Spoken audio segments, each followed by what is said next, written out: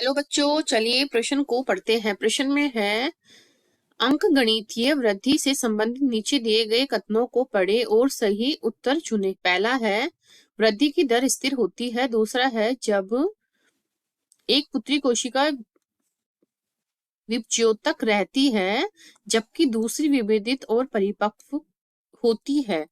तीसरा इसमें दिया है गणितीय व्यंजक है L T equals to L naught plus में आर टी। तो इस प्रश्न की मुख्य अवधारणा है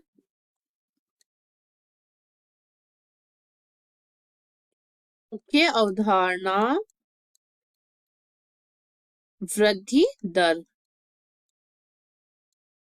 तो वृद्धि दर क्या होता है? वृद्धि दर क्या होता है? समय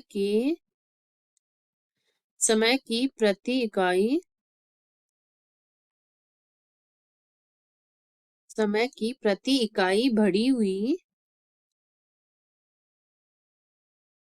प्रति इकाई के दौरान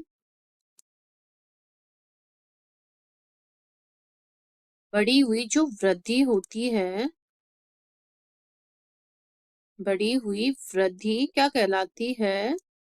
पादप वृद्धि दर कहलाती है।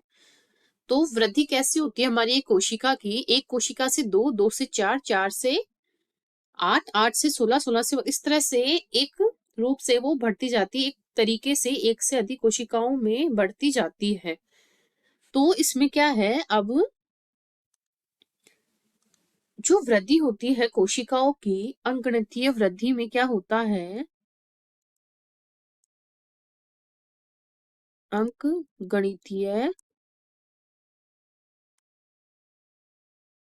अंकगणितीय वृद्धि के अनुसार या ज्यामितीय या रेखा गणितीय इसको बोलते हैं। तो इसमें क्या होता है? इसमें समसूत्री विभाजन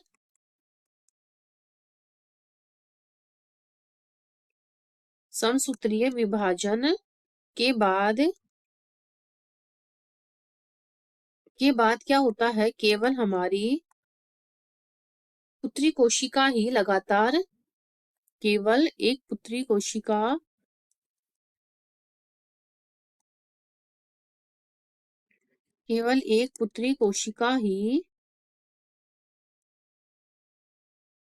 कोशिका ही विभाजित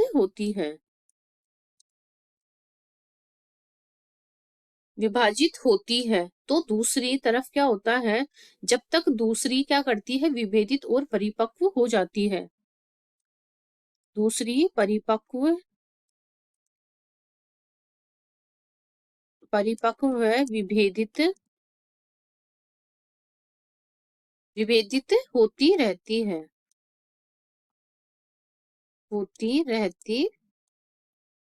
है। तो इसमें क्या होता है? एक निश्चित दर पर दीर्घीकृत हो रही जो मूल होते हैं उसको हम जैसे कि देखते हैं, तो उसमें क्या होता है? एक समय और पादपों की जो ऊंचाई होती है उसका हमें एक सीधी रेखा के रूप में या रेखीय वक्र प्राप्त होता है। तो इसमें जैसे कि हम एक वक्र बनाते हैं, पादप की लंबाई क्या होती है? बढ़ती रहती है समय के साथ। तो हमें एक सीधी रेखा इस प्रकार से प्राप्त होती है। तो ये है लंबाई, पादपों की ऊंचाई या लंबाई। ऊंचाई ये है एक्स एक्सिस पर और वाई एक्सिस पर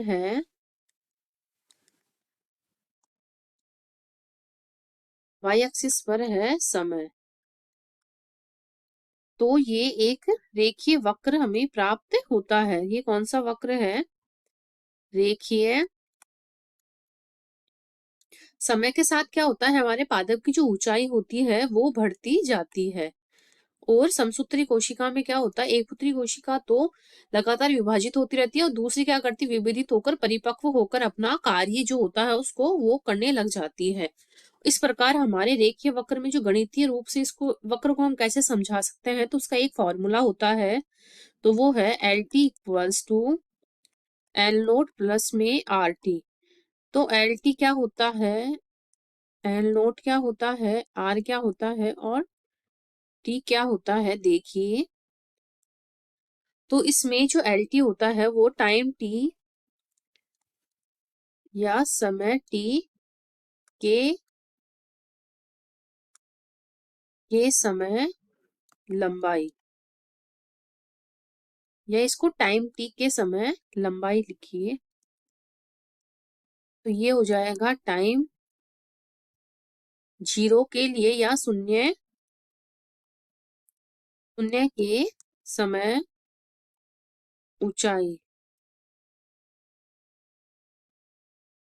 ऊंचाई। और आर क्या होता है हमारी वृद्धि दर, दृढ़ीकरण प्रति इकाई समय में कितनी वृद्धि दर होती है, वृद्धि दर। और तो वृद्धि दर हमारे आर होती है, और टी क्या होता है हमारे, टी होता है यहाँ पर समय। इस प्रकार से ये हमें दिया गया है। तो इसमें हमारे 3 हमें दिए गए कथन, उनको पढ़े। वृद्धि की दर क्या होती है, एक स्थिर होती है, तो ये सही है। पुत्री कोशिका विभजित होती रहती है, जबकि दूसरी विभेदित और परिपक्व होती रहती है, तो ये भी सही है। और इसका ये व्यंजक दिया गया है, L T equals to R naught plus में एल नोट प्लस में आर टी। तो ये हमारे इसमें तीनों ही कथन सही हो गए हैं, बाकी के विकल्प कट गए और हमारा उत्तर हो गया डी, सभी कथन सही है। आशा करते हो आपको इस प्रश्न का हल समझ में आया होगा। धन्यवाद।